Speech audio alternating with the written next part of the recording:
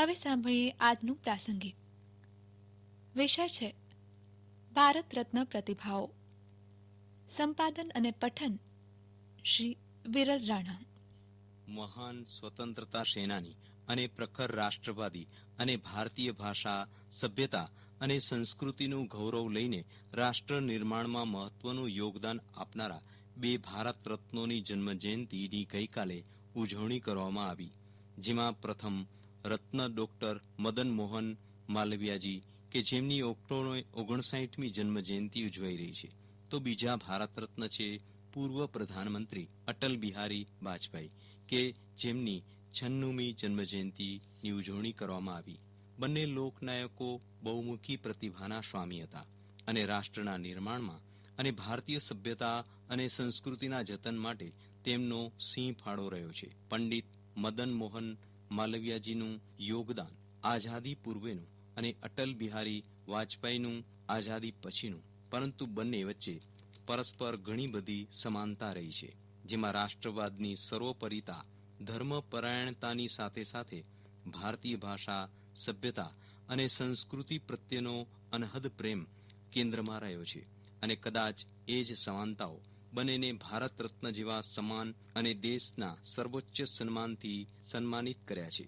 પોતપોતાના સમયગાળાના બંને મહાનાયકોના જીવન કવનમાં રાજકારણ, ધર્મ, ભાષા, લેખન કાર્ય તથા ગદ્ય પદ્ય સાહિત્યિક રચના, સંસ્થાનોના નિર્માણ વગેરે અલગ અલગ વિષયો પર અલાયદા પુસ્તકો રચી શકાય તેમ છે, પરંતુ આપણે આપણી મર્યાદામાં રહી મહત્વની વિગતો પર નજર ફેરવીએ તો સત્યમેવ જયતીનું નીતિ સૂત્ર બંનેના જીવનમાં મહત્વનું રહ્યું છે, અને તે જ સૂત્રને વળગી રહી આ બંને વ્યક્તિ વિશેષોએ નિષ્ઠાપૂર્વક પોતાનું યોગદાન રાષ્ટ્રના અને સમાજના ઉત્કર્ષમાં આપ્યું છે. સન 1915માં અખિલ ભારતીય હિન્દુ મહાસભાની સ્થાપના કરનારા પંડિત મદન મોહન માલવીયાજીએ 4 વખત ભારતીય રાષ્ટ્રીય કોંગ્રેસના અધ્યક્ષ તરીકેની પણ સેવાઓ આપી હતી, અને તેમણે સન 1918માં સત્યમેવ જયતેને રાષ્ટ્રીય નીતિ વાક્ય બનાવવાનું આહવાન કર્યું હતું. હરિદ્વારમાં હરકી પૌડી ખાતેની ગંગા આરતીની શરૂઆત કરાવ્યાનું શ્રેય પણ તેમને ફાળે જાય છે. પ્રયાગરાજમાં જન્મેલા પંડિત મદન મોહનજી કાશી હિન્દુ વિશ્વવિદ્યાલયના પ્રણેતા હતા, અને તેઓ ભારતના પ્રથમ અને અંતિમ વ્યક્તિ હતા કે જેઓ મહામનાની સન્માનજનક ઉપાધિથી વિભૂષિત હતા. તેઓ વિધિ સ્નાતક હતા અને સક્રિય સ્વતંત્રતા સેનાની પણ હતા. સન 1924ના ચૌરી ચોરાની ઘટનામાં 170 ભારતીયોને ફાંસીની સજાનો આદેશ સેશન્સ અદાલતે આપતા આરોપીઓ તરફે ઉચ્ચ અદાલતમાં અપીલ માલવીયાજીએ કરી હતી, અને 155 આરોપીઓને નિર્દોષ છોડાવ્યા. એટલું જ નહીં, બાકીના 15 જણાઓને ફાંસીની આજીવન કારાવાસમાં બદલાવ્યા હતા. ભારતની આઝાદી માટેની ચળવળ ગાંધીવાદીઓ અને ક્રાંતિકારીઓના નામે સતત 2 પ્રવાહોમાં ગતિ પકડી રહી હતી. બંને જૂથોનો હેતુ એક જ હતો, ભારતની આઝાદી.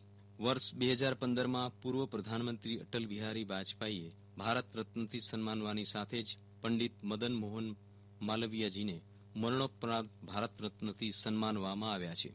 પૂર્વ પ્રધાનમંત્રી અટલ બિહારી વાજપેયી તો આપણા સૌના સંસ્મરણોમાં હજુ એ પ્રત્યક્ષ છે.